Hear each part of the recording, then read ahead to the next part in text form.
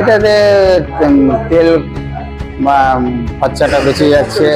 এই কারণেই নিচ্ছি, কারণ এদিক সেদিক যাওয়ার জন্য রাত্রিবেলা একটু ঘুরতে বেড়াতে খুব সুবিধা হয়, লোকালে আড্ডা মারার জন্য তেল খরচাটা বাঁচে। অনেক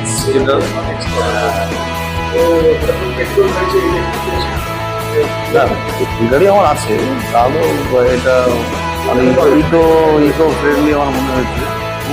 তাছাড়া বাড়ির মেয়ে বিশেষ তারাও চালাতে পারবে বলে মনে হয়েছে। শর্ট ডিস্টেন্সের মধ্যে গাড়ি চলবে।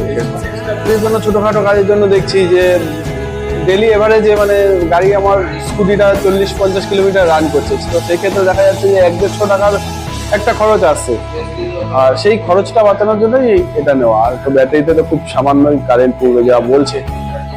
আপনি চাবি ফেরিয়ে নিতে দিচ্ছেন নাকি